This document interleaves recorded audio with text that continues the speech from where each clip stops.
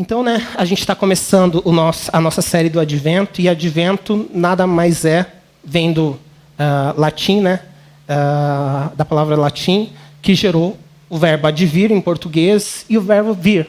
Então, Advento nada mais é do que está vindo ou está chegando. Em outra palavra, está chegando o Natal. Muitas pessoas, nessa época, elas ligam a... Eu estava até brincando com os presbíteros, com a Simone. Então, ela é tirada da criogenia, a Simone e o Roberto Carlos, nessa época do ano, são descongelados e aparecem. E aqueles que são mais crentes não conseguem escapar da versão que a Aline Barros fez da Mariah Carey, de Vem que está chegando o Natal, que é as músicas que você ouve por tudo quanto é canto, todo carro do ovo, de sorvete, vai tocando essas músicas aí, Mas quando a gente fala de estar chegando o Natal, é para a gente estar se preparando para essa época tão especial do ano, e que para nós, como cristãos, ela é tão marcante. É muito legal, nós como cristãos, separarmos um tempo para a gente estar meditando no que Deus fez por nós. A gente passou pelo Evangelho, pela carta de 1 João, na qual a gente viu que Jesus é homem e Jesus é Deus, ele é 100% homem, 100% Deus. E é sobre isso que a gente vai estar falando também essa noite, nessa carta. Então, para a gente começar a falar de profecias, Mike, o Douglas passou a imagem? Eu falei há um tempo atrás, eu não lembro o que eu estava ensinando, mas eu falei para vocês que muitas vezes, quando a gente estuda, tanto estudo bíblico indutivo ou apologética, é comum a gente passar pelo acróstico MAPA. O que é o acróstico? O acróstico é a primeira letra de cada palavra forma uma outra palavra. Então, o acróstico MAPA é um acróstico que serve para a gente falar sobre a veracidade da Bíblia. O como a Bíblia é verdade, como a Bíblia é real. E o que esse acróstico se baseia? M é de manuscritos. Então, os manuscritos, eles falam sobre como a palavra de Deus não mudou. Para os falsos... Nossa, fugiu a palavra. As pessoas, os falsos cientistas, os falsos... O pessoal da internet que se acha entendedor de tudo, é comum eles estarem falando sobre mas a Bíblia, durante o passar dos anos, teve traduções adulteradas, então as coisas mudaram, então como vocês garantem que nesses 2000 anos ela continua sendo exatamente a mesma coisa do que quando foi escrita? Manuscritos. Não existe nenhum outro livro na história da humanidade que tenha uma grande quantidade de manuscritos como a Bíblia. O segundo livro, que mais antigo, que tem mais manuscritos, e quando a gente diz manuscritos, são manuscritos perto da época que foi escrito, esse segundo livro é as Ilíadas, que é atribuído a Homero, e são apenas entre dezenas a centenas de cópias que se tem. E é considerado uma maravilha isso, ninguém duvida do texto ou que o texto foi adulterado. Os manuscritos da Bíblia, do Antigo Testamento, existem mais de 20 mil, 24 mil manuscritos, inclusive, para aqueles que conhecem, quando nos anos 70, se eu não me engano, foram encontrados os manuscritos do Mar Morto, foi encontrado o rolo que tinha o livro de Isaías inteiro, que é um dos livros que mais tem debate. Não... Mas como que pode ter tantas profecias? Para quem não sabe, no livro de Isaías, acho que no capítulo 42, ou por ali, Isaías profetiza o nome de um rei que, 200 anos depois, iria libertar o povo judeu. E isso aconteceu. Flávio Joséfo, que não era cristão, ele era judeu, um historiador, diz que quando Ciro pega ali, dá de frente... com o manuscrito de Isaías, que estava o nome dele, ele obedeceu na mesma hora o que estava escrito ali, porque ele ficou assombrado com isso. A gente tem a arqueologia vai, através de fatos, através de cidades, através de relíquias que foram encontrados, que provam que realmente determinado povo está ali. Por exemplo, a mídia tem muito a bater na questão dos judeus no Egito, mas você vai encontrar diversas provas, como escritas no Egito. Você vai encontrar no Egito um canal que é chamado Canal de Youssef. Youssef é José. O nome do canal foi atribuído a José por causa da importância dele no Egito. Youssef não é um nome árabe e todo mundo nunca sabia o porquê que tinha um nome judeu num canal ali. Então você encontra essas provas e as profecias do qual a gente vai falar hoje, que acabam relatando essas coisas que aconteceram e tá prevendo isso com tanta precisão. É algo basicamente impossível. Porque aí a gente vai na última, que é a análise estatística. A análise estatística vai pegar todo o resto e vai estar dizendo qual é a probabilidade disso estar acontecendo. Então, eu vou trazer uma citação que está escrito errado o nome dele ali, mas Peter Stoner, ele é um cientista, ele é um matemático, ele é presidente do Departamento de Matemática e Astronomia da Faculdade de Pasadena City, e também ele é presidente da Divisão de Ciências no Westmont College, uma outra faculdade. Ele é muito conhecido porque ele é cristão e boa parte da vida ele dedicou estudando as probabilidades do cumprimento das profecias. Ele comenta que existem cerca de 456 profecias sobre o Messias. A probabilidade de que apenas 8 dessas profecias fossem cumpridas, elas são 1 em 100 quatrilhões. Então, isso é a mesma coisa do que 0,00000000000000001%.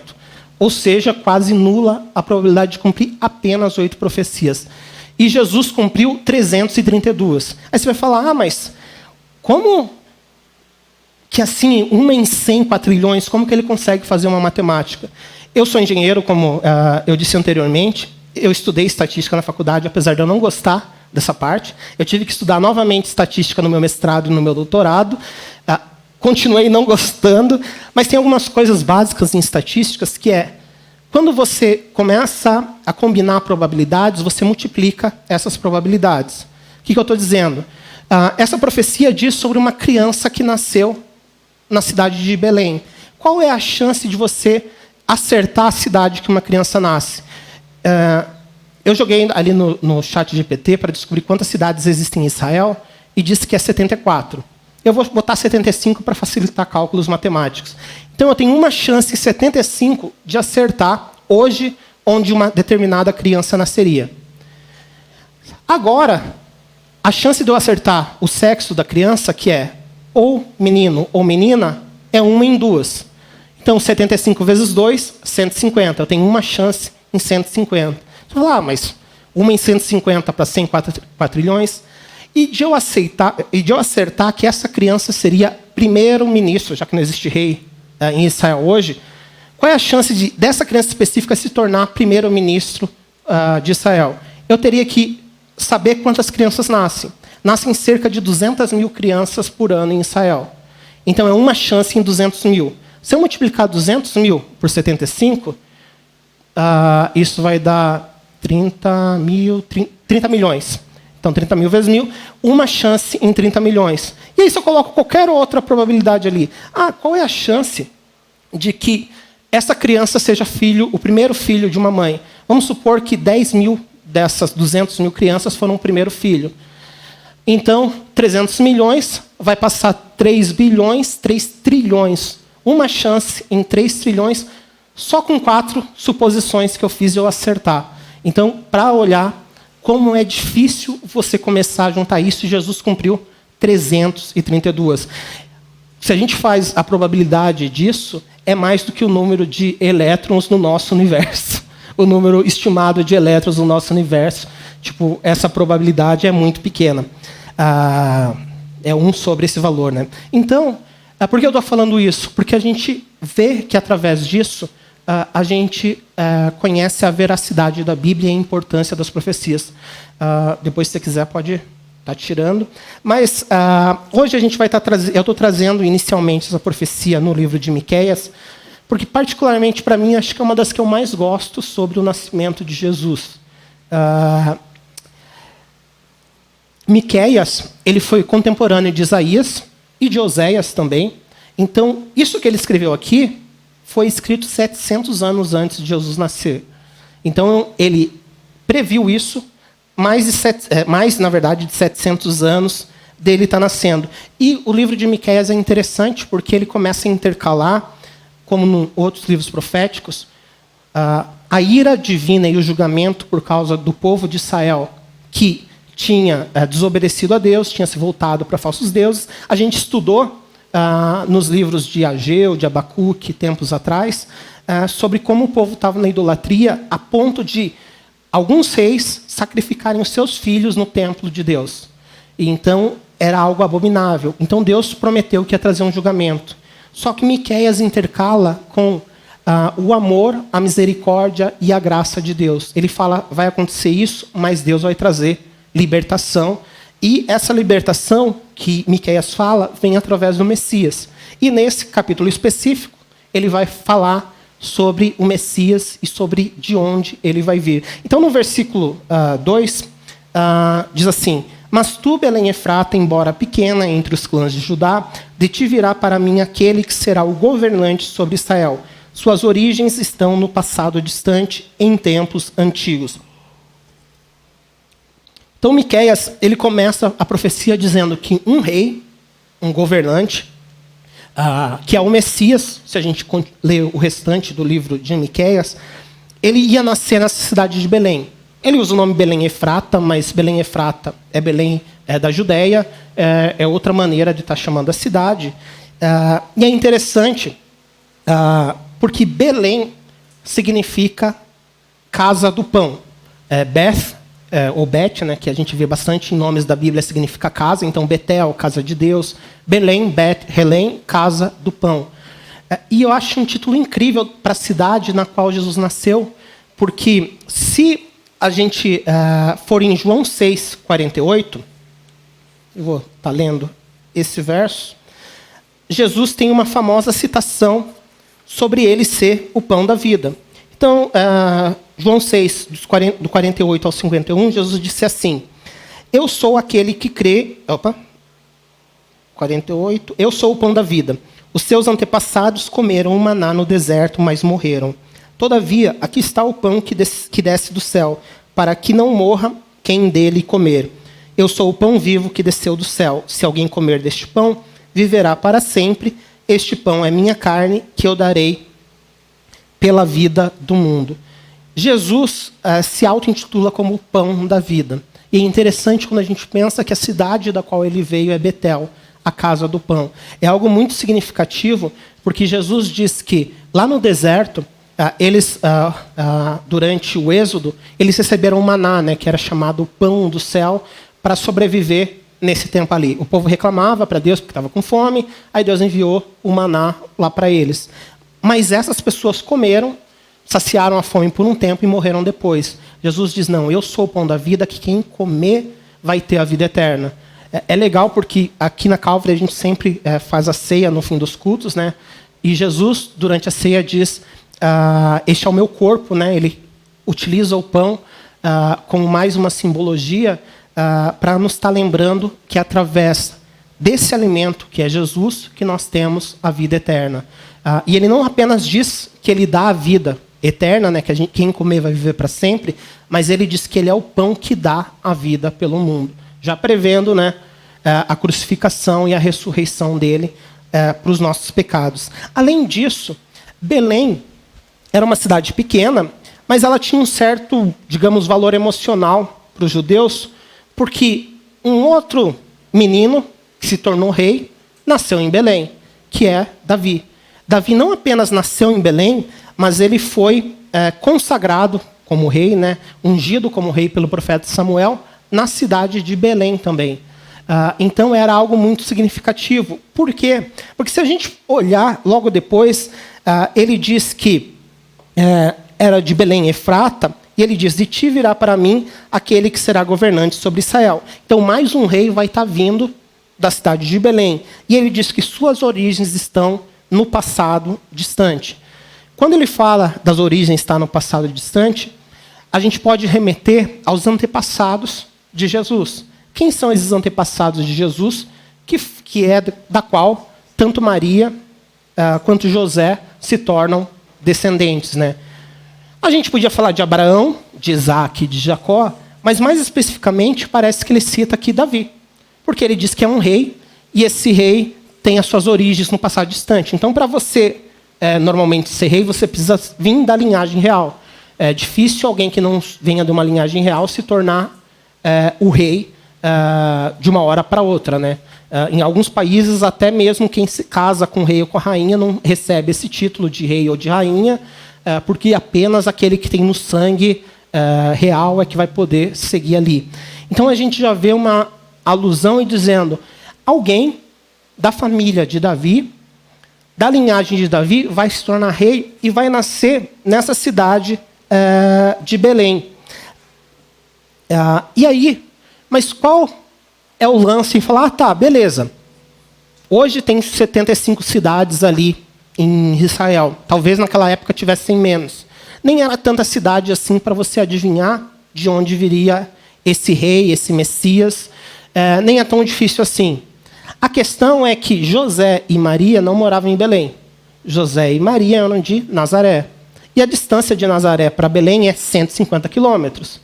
Numa época que não existiam carros, não existiam trens, aviões, as pessoas tinham que andar a pé e Maria estava grávida. A gente não sabe quantos meses Maria tinha, podia estar no começo ou no fim, mais para o fim da gravidez, a gente não sabe. A gente sabe que é uma viagem longa a pé. Porque mesmo estando no começo da gravidez, uma mulher não vai andar 4, 5 dias seguidos sem dormir para chegar numa outra cidade. Então, eles andavam, dormiam, era uma viagem longa. Então, qual é a chance de adivinhar isso? Cacá, a Amanda nasceu em Foz? Vamos supor que alguém dissesse para o Cacá e para a Lilian que a Amanda nasceria em Caguaçu, uma cidade que fica entre Foz e Assunção, no Paraguai. Fica exatamente a 150 quilômetros de Foz. Qual era a chance disso acontecer? A Lilian, grávida, resolveu ir andando até Caguaçu, a pé. Vou fazer uma caminhada, vou fazer uma romaria gospel, até lá, aproveitar que o Cacá está meio gordinho para perder uns quilos. Naquela época você estava mais, agora o Cacá está no shape da academia, né, Cacá? A gente não pode perder as oportunidades. Mas qual é a chance de acertar isso? É bem fora da casinha. É a mesma coisa que você falar, você vai ter um filho e ele vai nascer na Coreia do Norte. Tipo, era bem improvável que Maria tivesse o filho dela em Belém se ela morava em Nazaré. O que acontece? Em Lucas 2, a gente vê que César Augusto, o imperador, ele resolve fazer um censo. E esse censo obriga que todo homem volte à sua terra natal. E a terra natal de José era Belém, apesar dele morar em Nazaré. Então, ele é obrigado a ir para Belém. Mas ele precisava levar a mulher grávida para andar a pé 150 quilômetros? Não tinha essa necessidade, mas ele vai com ela. Provavelmente para cuidar dela, se algo acontecesse, talvez até para que ela não ficasse mal falada, porque não casaram, ela está grávida, e ainda ele vai, sai e deixa ela sozinha ali. Então a gente não sabe, estou especulando aqui, mas ele vai. Então a chance disso acontecer era muito pequena. De você, naquela época que não existia transporte, que o transporte era o seu próprio pé, as suas sandálias, você adivinhar que uma criança ia nascer 150 quilômetros de onde os pais moravam, é algo, basicamente impossível. Mas aí o que a gente vê? Se a gente vai, agora falando sobre o cumprimento dessa profecia, em Mateus 2, no capítulo de Mateus, a gente vê, em 2, a gente vê a passagem na qual o que algumas Bíblias chamam dos homens sábios ou dos magos, que eles vão até Jesus e dão os presentes.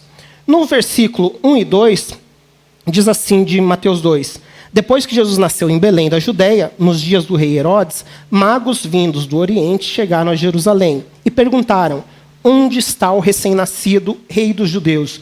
Vimos a sua estrela no Oriente e viemos adorá-lo. Esses homens provavelmente vieram do Oriente, eles provavelmente vieram da Pérsia. A NVI aqui traduz como magos, porque a palavra no grego é magos, ou magos, no grego. Mas essa palavra ela tem uma variedade de significados. Podia ser desde um médico, alguém sábio, mas nesse caso especificamente, o que eu acredito é que eles eram astrônomos. Eles estudavam as estrelas. Então, esses astrônomos, eles vêm e a gente não tem mais informação deles. A gente não sabe quantos eram. A Igreja Católica diz que era 3 e dá nomes. Isso é invenção. Ninguém sabe. Provavelmente eram muito mais do que 3, porque eles vêm numa empolgação dizendo: onde está esse recém-nascido? Nós viemos adorá-lo. E essa empolgação, eles estão convidando Herodes e todos os sacerdotes, os sábios que estavam ali, tipo, cadê esse rei? Por que vocês não vêm com a gente para adorar esse rei? Herodes, os seus sábios, os seus sacerdotes, meio que não ligam para isso. Só que eles dizem: vocês estão perguntando onde nasceu esse rei? Existe uma profecia, e essa profecia está escrita no versículo 5 e 6 de Mateus 2.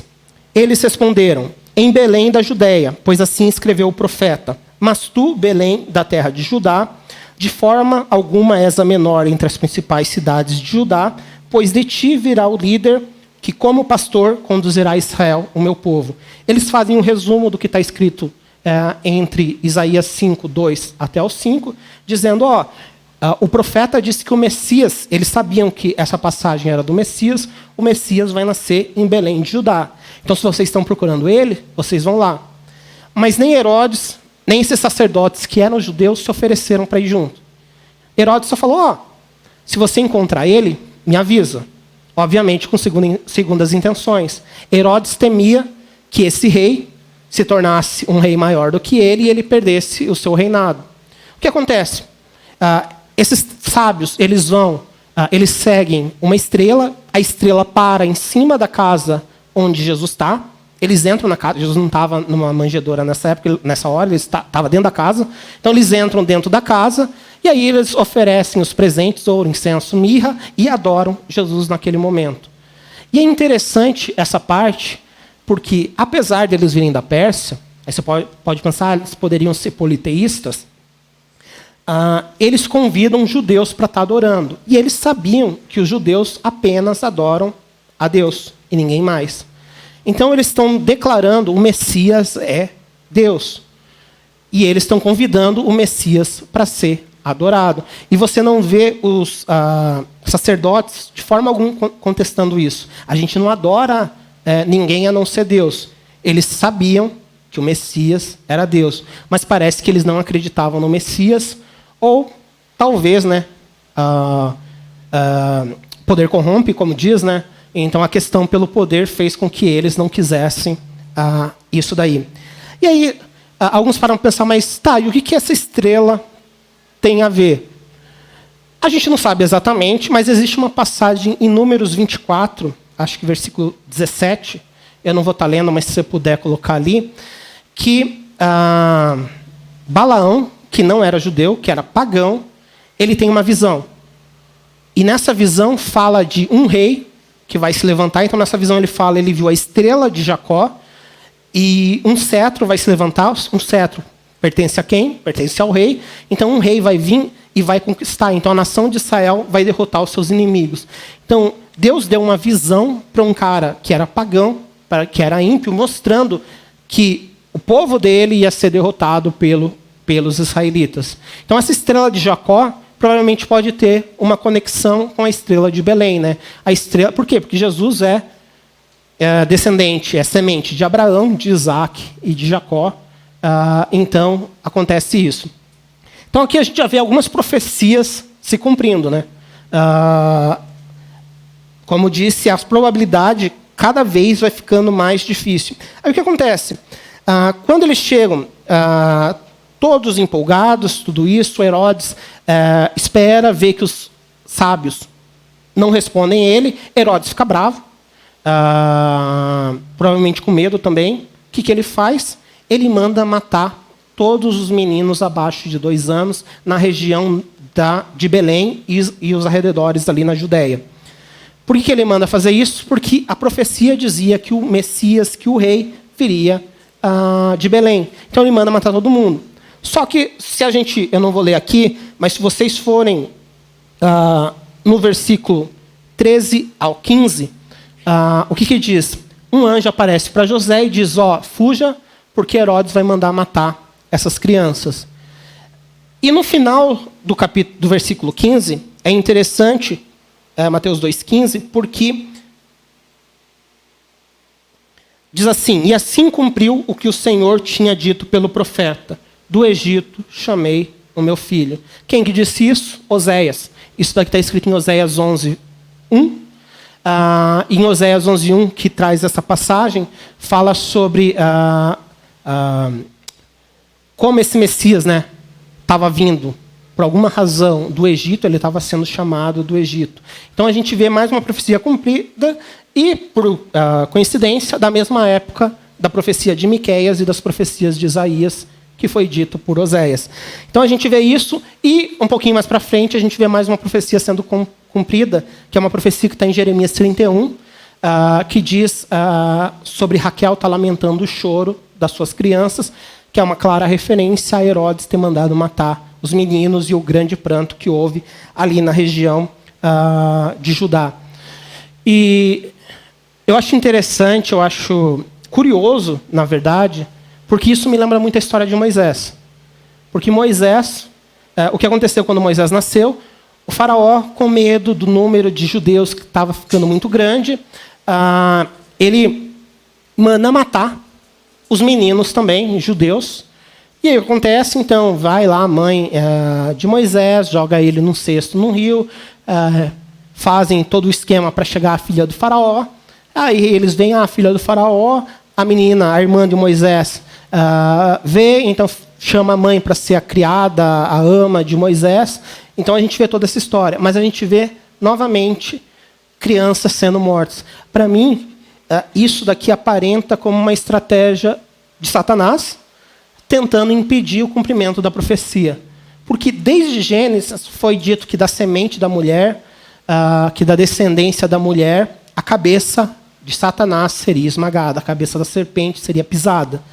Então ele sabia que isso ia acontecer. Satanás citou toda a Bíblia, o Antigo Testamento, para Jesus durante as tentações. Ele não citou coisas fora da Bíblia, ele citou coisas da Bíblia, fora de contexto. Mas ele citou, então ele conhecia o que estava escrito ali. Então para mim, parece como o diabo tentando impedir aquilo que Deus tinha planejado. Só que isso daí vai me lembrar de um dos meus livros preferidos, As Crônicas de Nárnia, O Leão, a Feiticeira e o Guarda-Roupa. Nele, quem já leu, quem já viu o filme, sabe que tem a rainha Jades, ou Jades, a feiticeira branca, que ela tenta matar toda criança que chega em Nárnia. Por quê? Porque existe uma profecia que quando 2 filhos de Adão e 2 filhas de Eva sentarem no trono de Quer Paravel, ela seria derrotada, o mal acabaria em Nárnia. E aí o que acontece nessa alegoria da Bíblia? Jades é uma referência a Satanás. Foi ela quem trouxe o pecado até Nárnia no livro Sobrinho do Mago. A gente vê então essa referência e ela tenta a todo custo matar, até o momento que ela diz, Edmundo é um traidor. Ele, pelas leis, pela lei, que é o que eles chamam de magia profunda, ele tem que ser morto. Aslan, uma referência a Jesus, que representa Jesus, ele oferece a vida dele por Edmundo, o pecador, e aí ele morre no lugar de Edmundo. Aí Aslan ressuscita, Lúcia e Susana veem ele e não entendem toda essa questão.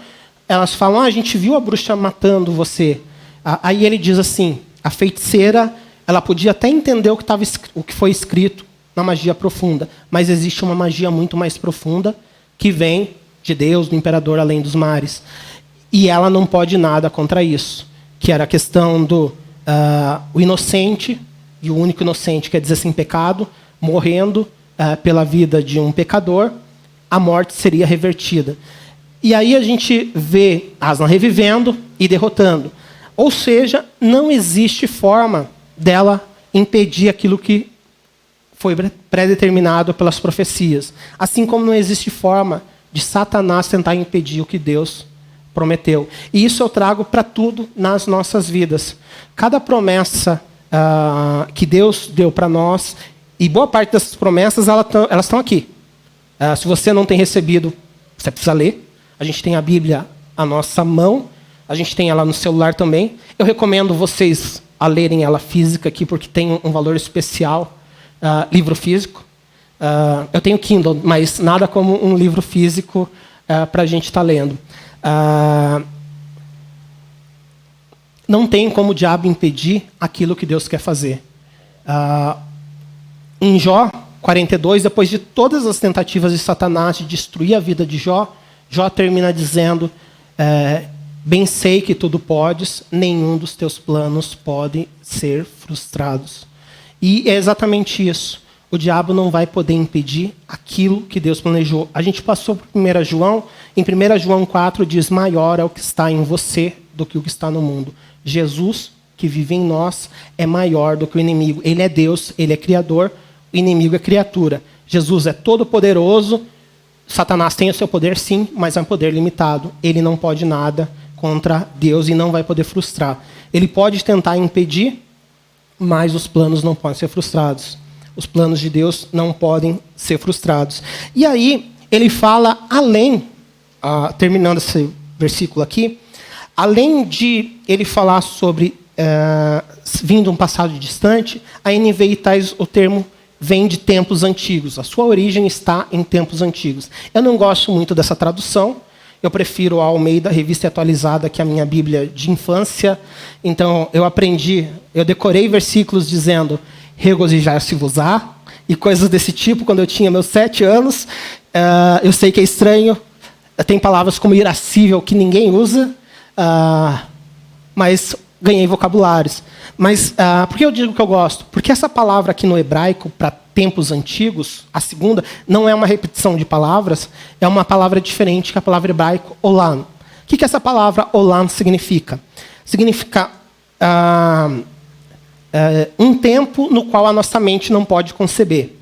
Então, é uma ideia de um tempo que a gente não pode entender, que serve tanto para passado como para futuro. Em outras palavras, significa eternidade. A Almeida, Revista Atualizada, traz essa passagem dizendo desde os dias da eternidade. Então, por isso eu gosto. Eu uso a Almeida, na verdade, para fazer os meus estudos e tudo mais. Eu só uso a NVI para ensinar, porque a linguagem é muito mais fácil, até para ler. Mas, então, o que significa que a origem desse rei que ia nascer vem desde a eternidade? Para sua origem ser desde a eternidade, você precisa ser eterno. Mais do que eterno, você precisa ser o eterno. Então, ele está dizendo que esse rei sempre existiu. Se esse rei sempre existiu, esse rei só pode ser o eu sou o que sou. Miqueias está falando que esse rei é Deus, em outras palavras. Então, se a origem dele está desde a eternidade, só pode ser que esse rei seja Deus. Então, Miqueias diz que esse rei é homem, vai nascer como humano, mas esse rei sempre existiu. Ele é Deus. Lembra que a gente falou da união hipostática? Jesus é 100% homem, Jesus é 100% Deus. Ele não é 50% cada. Ele é as duas coisas ao mesmo tempo. Então, a gente vê que esse menino que vai nascer em Belém, ele é rei. E esse menino que vai nascer em Belém, ele é Deus. E aí no versículo 3 de Miqueias, ele diz assim...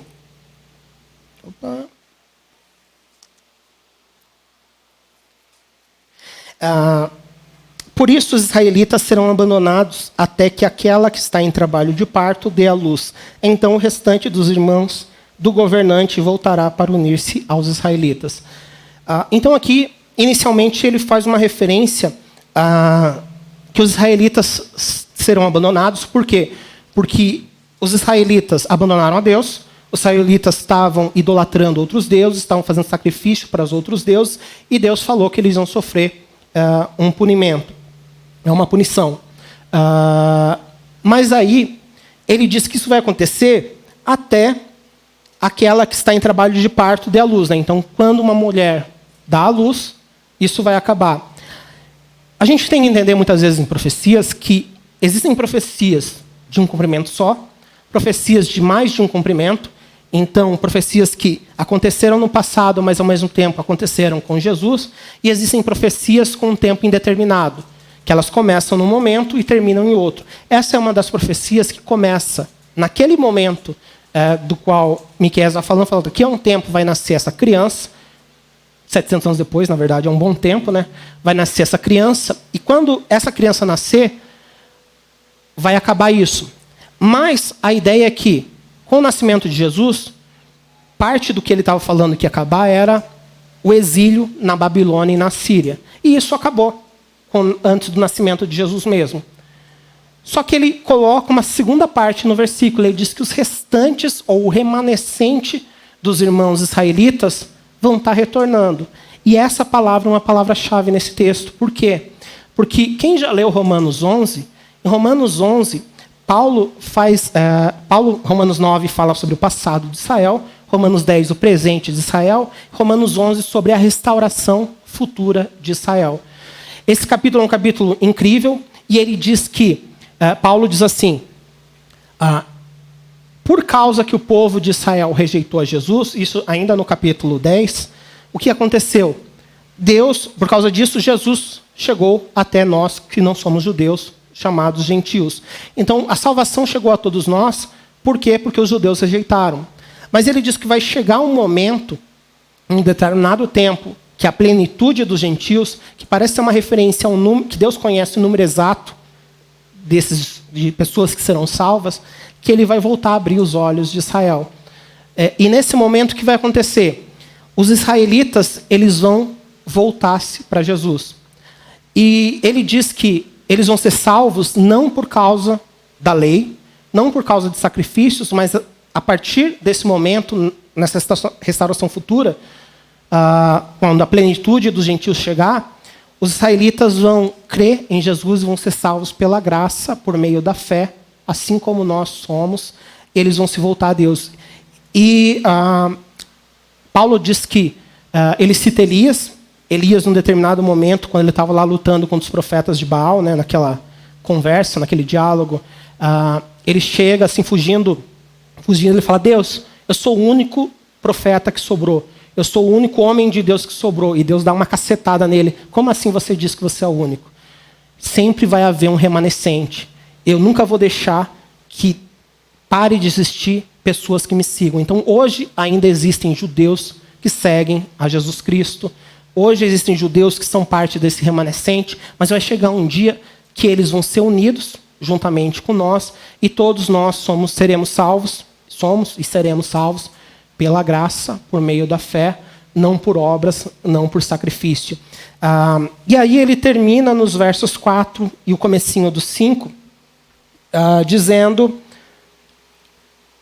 ele se estabelecerá e os pastoreará na força do Senhor e na majestade do nome do Senhor, o seu Deus.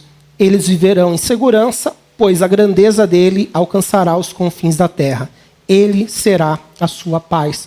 Então, indo para essa parte final, só uma citação que acabei esquecendo de falar.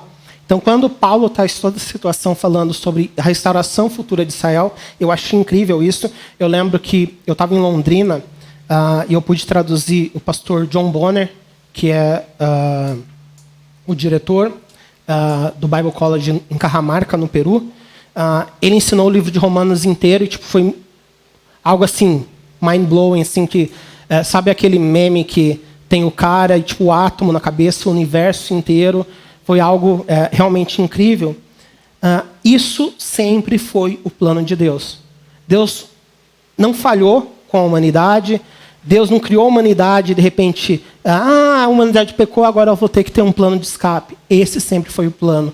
Deus sabia que aqueles quem ele amou, e como a gente vê no livro de Oséias, que traz muito sobre essa passagem, que foi escrita nessa mesma época, a gente vê que o povo se prostituiu com falsos deuses, com ídolos, se afastou, e por causa disso, aquele que não era meu povo passa a ser chamado meu povo. Aquele que era não amado passa a ser chamado amado. Então a gente vê a salvação chegando aos gentios, e isso era plano de Deus também, porque através da salvação chegada aos gentios, Deus vai usar isso para abrir os olhos do povo judeu e para que eles voltem novamente. Então esse sempre foi o plano. Deus não falha, Deus não errou. Se você acha que isso aconteceu, está precisando ler um pouquinho mais da Bíblia, é uma boa dica.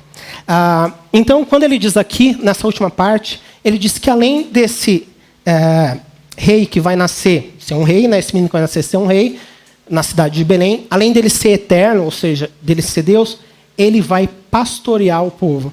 Então, ele não é apenas um rei, mas ele é um pastor. E não tem como não lembrar de mais um título de Jesus, que Jesus se auto-intitula, se autodeclara. Em João 10, versículo 11, Jesus diz: eu sou o bom pastor que dá a vida pelas suas ovelhas. Então Jesus diz que ele é um bom pastor. A gente lembra que ele é o pastor que deixa as 99 em segurança, ele não simplesmente larga 99 ovelhas e vai atrás daquela ovelha perdida, como a gente costuma cantar. Ele é aquele que, também como a gente canta aqui, não deixa nenhuma só para trás. Deus, ele não nos abandona, porque um rei, ele governa, ele cuida de certa parte do povo, mas ele não cuida alimentando, ele não cuida, cuidando quando está doente. Tipo, a rainha da Inglaterra não cuidava de uma criança doente que ela não conhecia. Então, o rei não faz isso. Aqui no Brasil, você não viu Bolsonaro ou Lula. Tipo, eles falam que cuidam das pessoas, né? Mas, eu fiquei doente, peguei Covid, qual deles apareceu para saber como eu estava em casa? Nenhum deles apareceu para saber. E, tipo, a minha existência não faz diferença nenhuma, né? Eles pensam como um todo, ou dizem que pensam como um todo, mas é assim. Então, ele fala que esse rei ele vai ser um pastor. E esse pastor vai ser um pastor que vai cuidar do povo. O que o pastor faz? O pastor cuida, o pastor alimenta. O pastor, as ovelhas são tão burras, né, que elas podem morrer de fome, porque elas comem aqui, a grama acabou, elas não têm, tipo, essa ideia, não, mas eu posso andar mais para cá e seguir nessa região que ainda tem grama. Se ninguém levar as ovelhas para aquela região, elas vão morrer de fome. Então, elas ficam ali naquela região sem grama e vão morrer de fome. Então, o pastor leva e cuida disso. E esse é Jesus. Ele é aquele que cuida de nós em toda a situação. O incrível disso é saber que não importa o problema ou a situação que a gente esteja passando, nós temos um rei e um Deus que cuida de nós. E ele vai cuidar da gente em cada situação.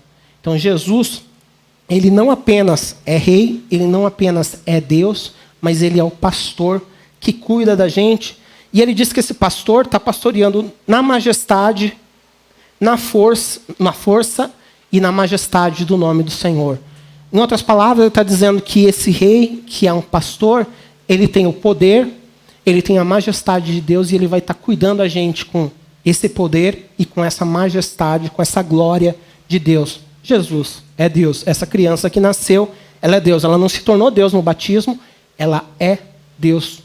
Ela continua sendo Deus, ela continua sendo homem. Paulo deixa isso bem claro para Timóteo, né? Nós temos intercessor, Cristo, Deus e homem. Então ele cita bem claro que Cristo é Deus e homem. Então, revisando, né, o que a gente passou através do Evangelho, através da carta, de 1 João. Então, essa criança que foi profetizada por Miqueias, que nasceu há mais de 2000 anos, é o nosso rei. Essa criança é o nosso Deus. Essa criança é o pastor que cuida de nós. E é incrível, porque o pastor, Jesus disse que o bom pastor dá a vida pelas ovelhas, e foi isso que Jesus fez por nós. Por causa dos nossos pecados, a gente estava na mesma situação que o povo de Israel e o povo de Judá. Essas profecias que ele traz aqui são as profecias para a tribo, ou para a tribo do norte, né, o reino do norte, que era Israel, cuja capital era a Síria, e para o reino do sul, que era Judá, cuja capital era Jerusalém. Ele diz que a Síria seria destruída, isso acontece por volta de 720 anos antes de Cristo. Ele diz que Jerusalém seria destruído, isso acontece por 100 anos, cento e poucos anos depois, por volta de 590, 586 antes de Cristo, quando o templo é destruído. O pecado nos afasta e nos separa de Deus. E por causa do pecado, a Bíblia diz que nós somos merecedores da ira divina. Nós somos filhos da ira. O que isso quer dizer? Quer dizer que você não merece o amor e não merece a graça de Deus.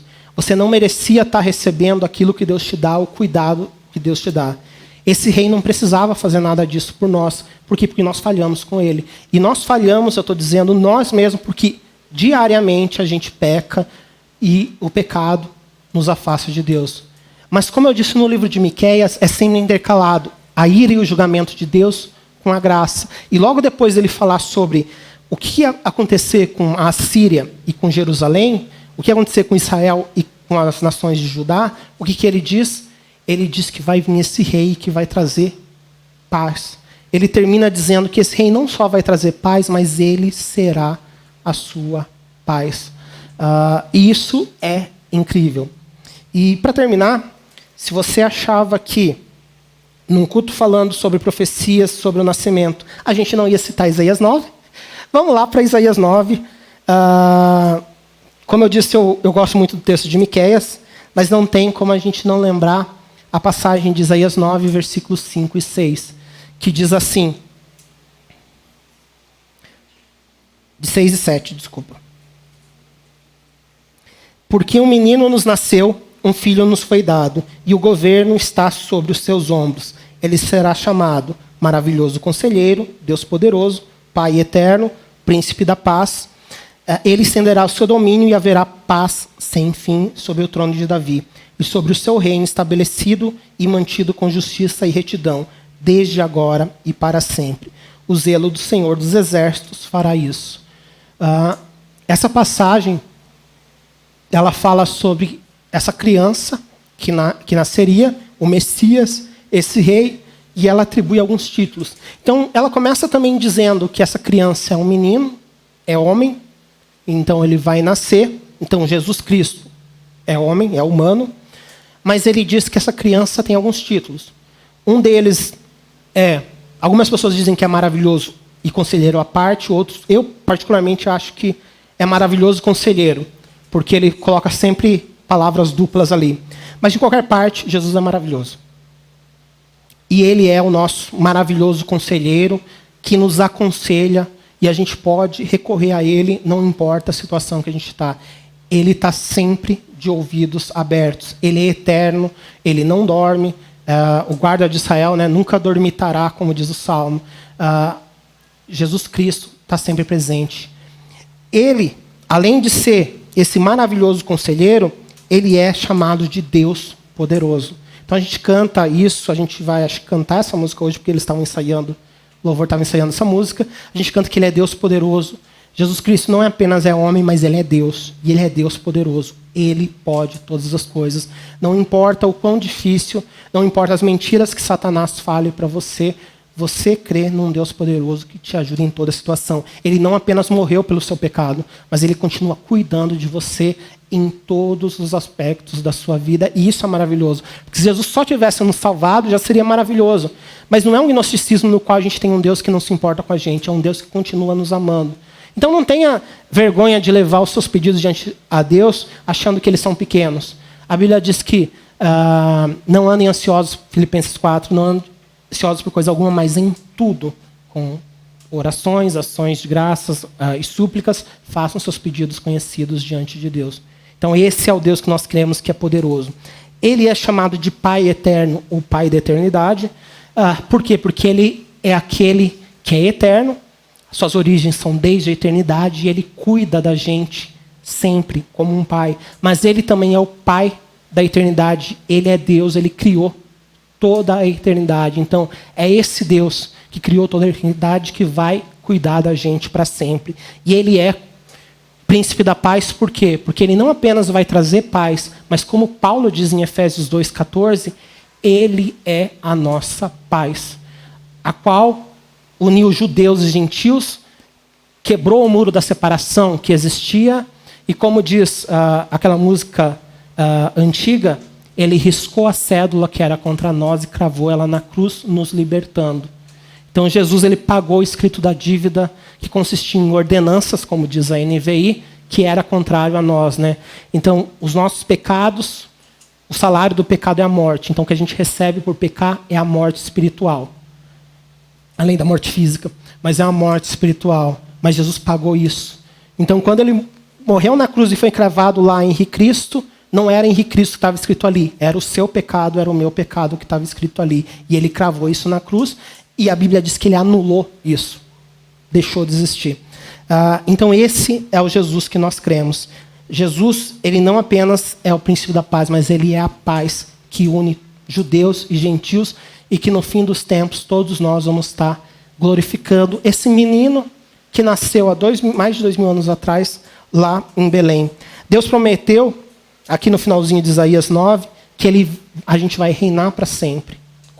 Ele vai reinar, na verdade, para sempre. E é um reino de paz sem fim. Ele só pode reinar para sempre porque ele é Deus e porque ele é eterno. A gente só vai ter paz sem fim porque ele é Deus e porque ele é eterno. A gente vai ter alegria eterna no céu porque ele é Deus. Jesus Cristo é Deus. Essa criança que a gente vai estar louvando e continua louvando nessa época e em toda a nossa vida, ela é homem, ela é Deus e isso é maravilhoso. É incrível. E o mais incrível é que não apenas ele vai reinar e ter um reino de paz para a gente, mas ele nos convida a reinar juntamente com ele. A sermos reis e sacerdotes juntamente com ele. Isso é graça, porque ele não apenas nos salvou, ele não apenas nos cuida, mas ele promete que um dia, na eternidade, nós vamos estar reinando para sempre com ele. E a nossa resposta não pode ser nada além, né, do que o nosso louvor e adoração para ele. Então, vamos estar louvando a Deus nesse momento. Daqui a pouco a gente tem a ceia.